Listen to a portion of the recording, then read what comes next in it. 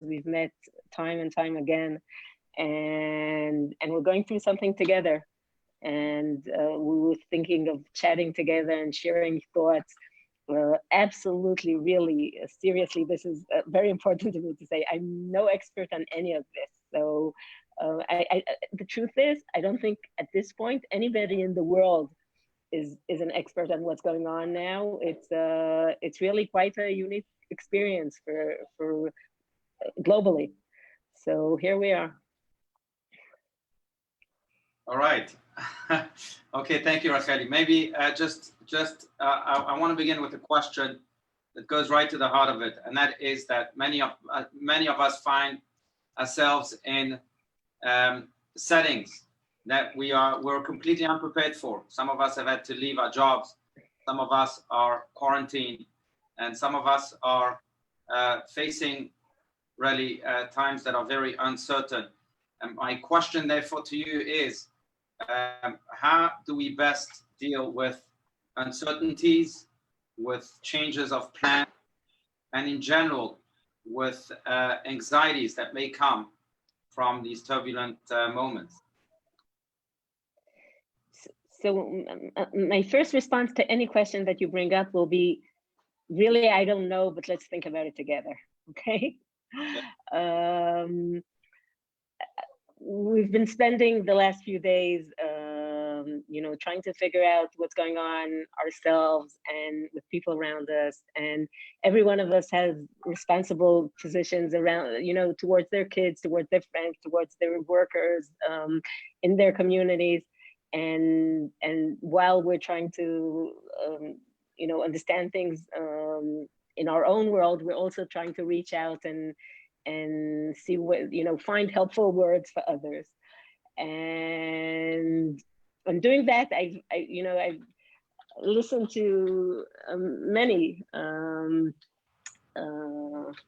teachers, books, people I know, friends, and there's some interesting stuff that came up. I just know, as you were saying this, asking exactly what you just said, something about the lack of control, it just dawned on me that I don't know, there are a million videos going around now. One of them was of Natan Sharansky, made by the Jewish Agency. Did it reach you? Yes. Yes, right. It has an English version? Yeah, actually I saw it in English, but I'm sure many of us did not see it yet. Okay, so well, I'm going to probably quote it more than once, but there was something I found common with one of the principles that Natan Sharansky said, and my friend Sherry Mandel also had her list of resilience points, and they both said something very similar. Sharansky said, don't. He even had a very blunt way of saying it. He said, don't count on it finishing very quickly. Don't count of, it's pretty, in a few days it will be over, because that's totally out of control, out of your control. So don't build on things that are out of your control, because you're going to find yourself disappointed. Find those places where you do have some control, like a project you want to finish, a book you want to read, and let go of what's out of your control.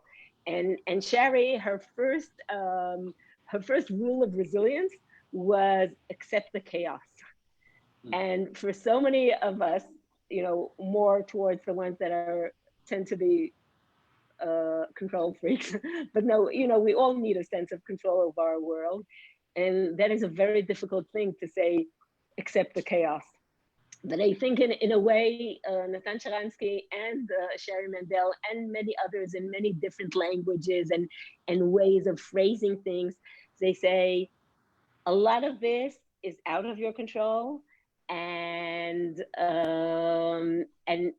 that's just something to accept, not to fight with. And then under this general umbrella of letting go of the things that are out of our control, it's nice to have some smaller, patches of control. But the idea that it's chaotic times and we don't know how long exactly it's going to last, and we don't know what the effect will be and how tomorrow is going to look. It's a given. And the truth is, in a way, it's a fascinating experience, mostly in our times that are so, predictable and technological, and we're all on top of things and planning everything. And suddenly having our whole world shaken is, wow, quite an experience. So I mean, it's wonderful, but it's a state of consciousness that we have to attain. Are there, are there in your eyes any practical actions we can take upon ourselves to attain so that? definitely, I just and again, I'm going back one step just to emphasize that during, a lot of my stories connect to our dramatic time almost 6 years ago. And then Rav Dov Zinger, that was also a guest in your community, said it was Parshat Shavua then, and there was the spies were sent to check out Eretz Israel, and one of the verses there says you should check it out. Hachazak hu harafeh, and it's hard to translate. You'll do that in a minute. But Rav Dov said that's one of the most important verses in the Torah. Sometimes hachazak hu harafeh, the strong one is the one that could let go. It's actually a commentary on the pasuk. It's not the simple understanding. You can translate that because it was difficult for me to translate. Right. No, fantastic. Yeah. When Moses asked the spies to explore the land of Israel and see if the nation is strong or weak, but it's a play on the words. Sometimes the strong is the one that's able to let go and become more flexible. Right. Right. But again, are there any? Okay. Yeah. Okay. So another concept I think that comes up over and over, and also in our personal experience. I don't know when things started to become crazy in Arizona. For us, it's about 10 days now where we realize really that nothing's the same, and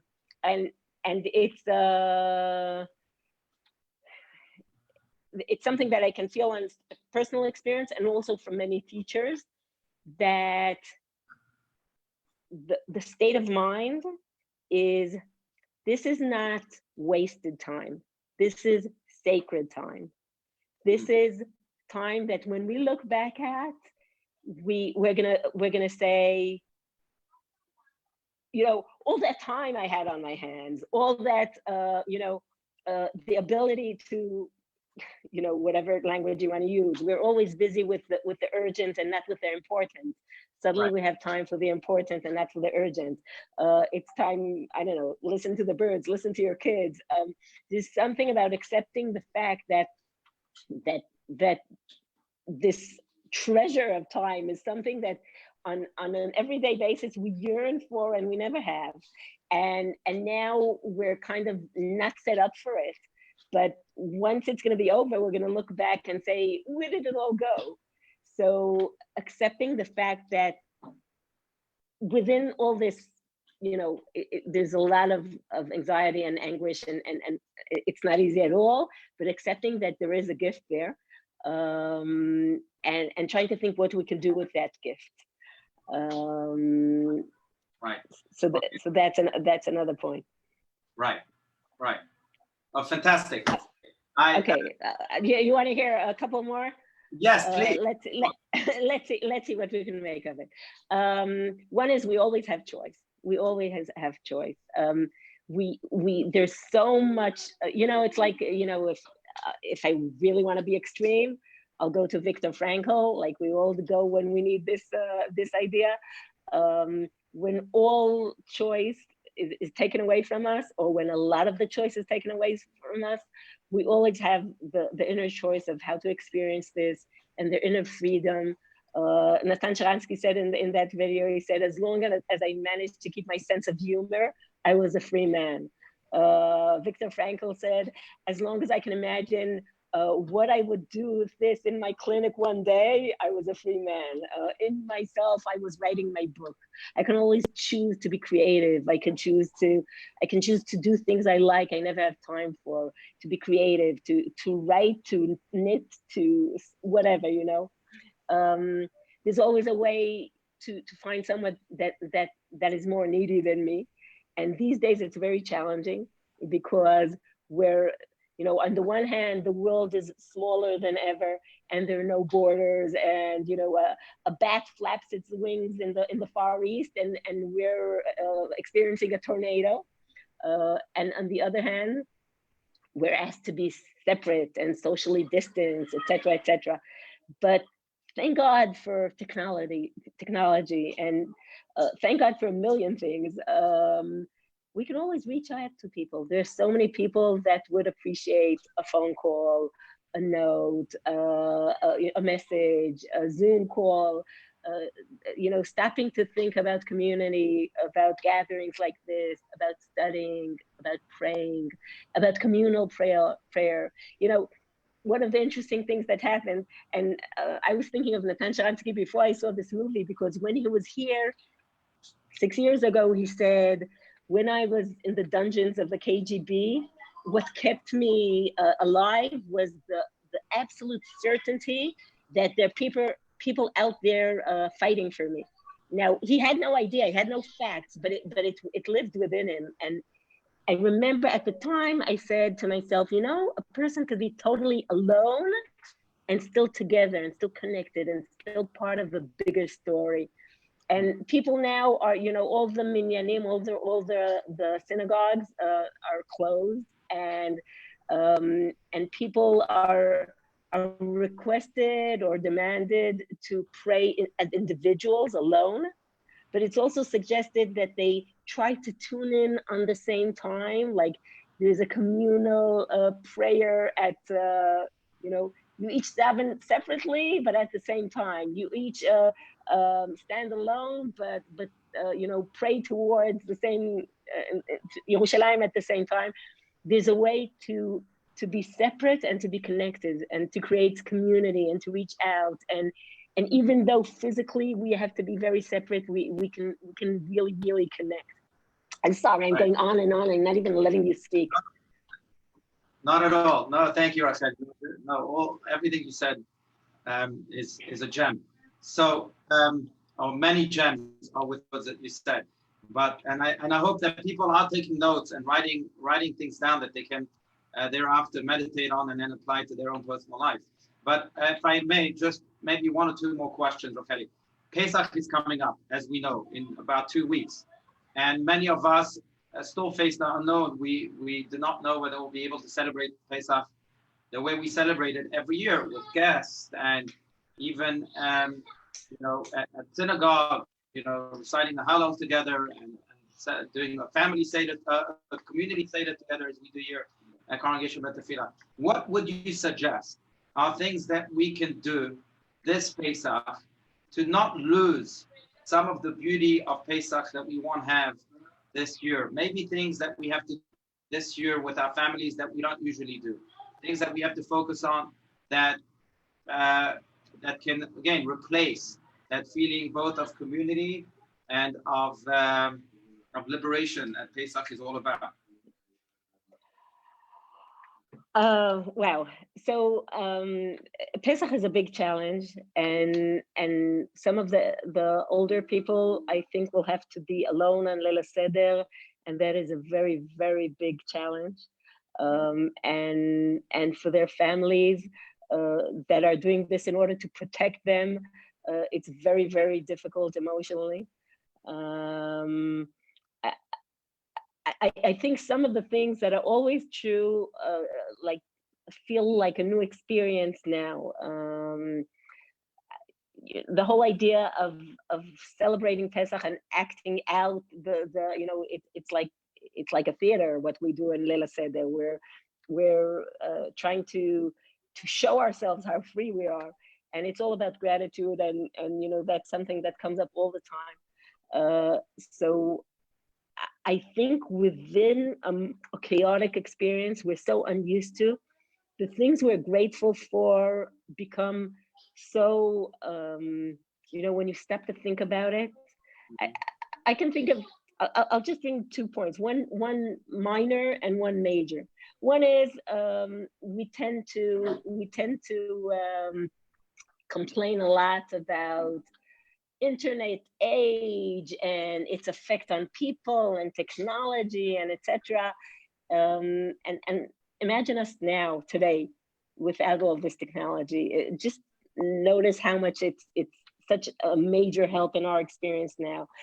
Another thing, and again, this is not exactly on Pesach, but in general, the reason the whole world is going crazy today, separating and going through everything we're going through, is because our society doesn't view itself as being able to endure thousands or tens of thousands of casualties to such a plague.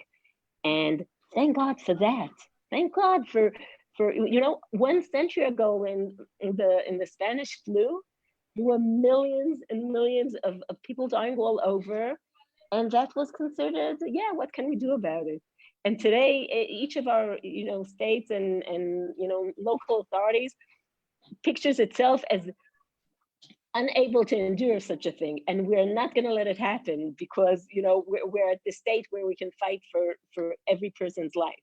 So I think it's a degree of freedom and of inner freedom and of social freedom that we haven't experienced ever in human history.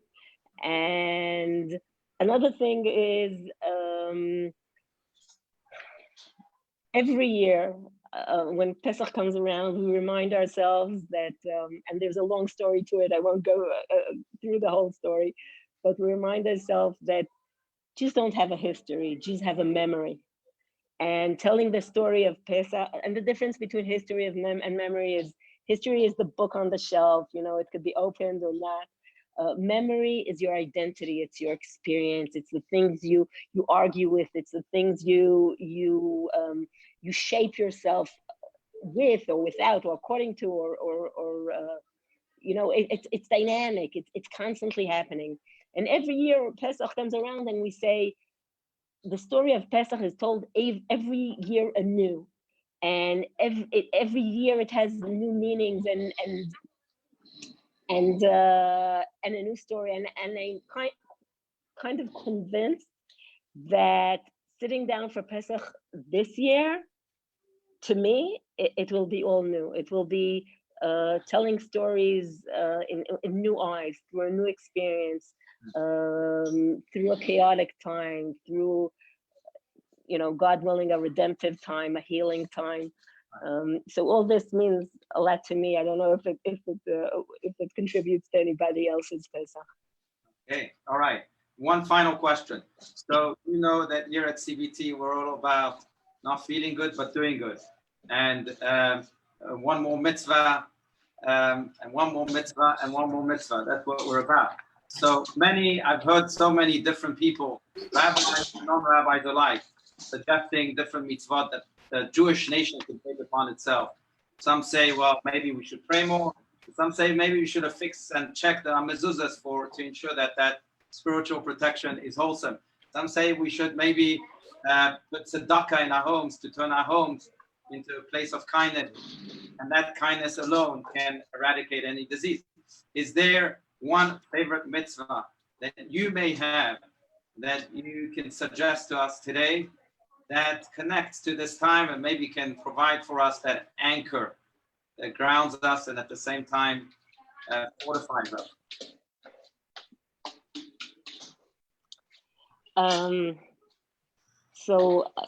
Okay, here's what comes to my mind. First, it's religiously adhering to the health instructions. And I'm saying religiously because it's a religious responsibility. It's a social responsibility. It's a must. Okay, so it's a couple of weeks ago, we were talking about Amalek and how Amalek's way of working was hurting the weakest and the oldest and the feeble, the people that were hanging behind. So what we're doing now as a society is a tikkun for that, is the exact opposite. Everything we're giving up now is in order to protect the weaker parts of our society, because when we get the flu, we will be okay. But when the more vulnerable parts of society will get it, it's very dangerous for them. So taking that with utmost seriousness. Right. And I know that's not what you wanted to hear, but still. Okay. B, I think prayer is a big deal. I think finding your own path for prayer in a way that will be somewhat communal and very personal, because you're doing it in your own spaces, giving it a place, giving it a time, and really investing in it. And C, and this is the major mitzvah of Pesach, is the Higadta lebincha, is passing on the story. And now that we're given so much time with our families, finding the way to communicate the story on, whether it is within a household when possible, or through technology, or through writing. Sitting down, writing a personal story and the way it connects to our people's story, and even writing a personal ani ma'amin, you'll have to translate that again, with the message to my children, to a message to my loved ones, what being part of this great story means to me. Okay, thank you, Rachelli. That's wonderful. We lost you on video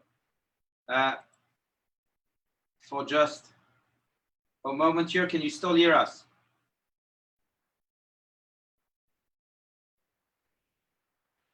All right, ladies and gentlemen, so hopefully Rachelli will be back on screen momentarily, but in the meantime, I'm sure she can hear us. I don't know if we can't see her, but I'm sure she can hear us. But in the meantime, if you have any questions, I want to open this up to questions. Please chat them, and you can ask any questions you have in mind. I don't promise that Rachelli will answer all the questions. Oh, yeah, Rachelli's back live on video, but I want to spend just the next maybe 5 minutes, 3 minutes, Rachelli, if you're okay with that, to take any questions people may have. Please send them via chat. Hi. Hi. Okay, we have one question here, Rachelli. And again, we have just 3 minutes for these questions. So here's a quick question. I'm currently in Israel. I was wondering what precautions should be taken given the new restrictions. Rachelli, you're on mute, so you have to unmute yourself. There you go. I don't know beyond, just listen to what they say and be very careful and obedient. I have nothing to add about that. In Israel, okay, the situation is fine. The same all over the world, and the restrictions are growing. If there's any place around where people are listening that the restrictions are not as stringent, as strict at the moment, they're just in a 2-week delay or 1 week delay. It's gonna get there eventually. Okay, all right, excellent. Thank you. Any other questions, ladies and gentlemen, before we conclude this? Just one last question. Via chat. Okay, all right, well, Rachelli. This is Mama. Wait.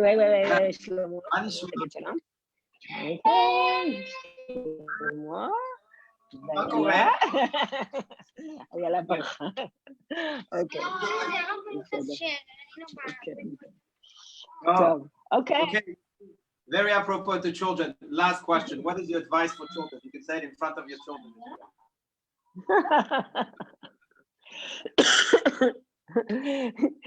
I should have let them hear your introduction, so then maybe they'll listen to me.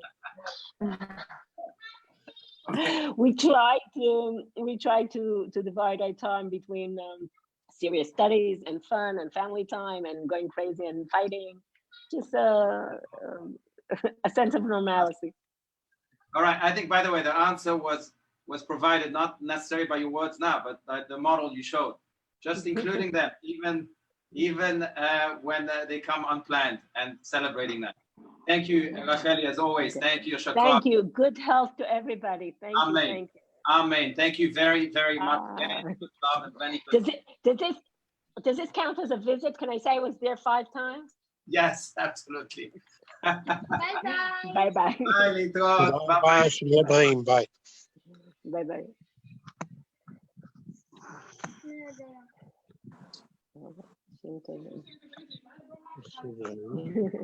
הנה איילה, שלום. מי זאת? יש הרבה אנשים מכל מיני מקומות.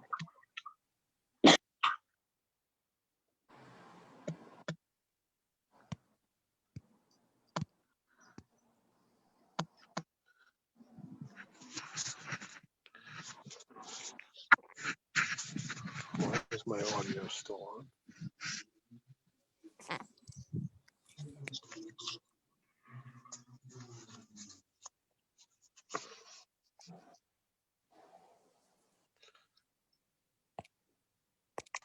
All right. Thank you again all for joining us. Thank you. We'll end this meeting. Stay tuned next week. At this time, we'll have another guest speaker, a world scholar who will be addressing us. So please stay tuned. And of course, visit us on cbtvirtualworld.com for much more information on all of our classes and services. All the very best. Stay healthy. תודה. תהיו בריאים כולם. ביי.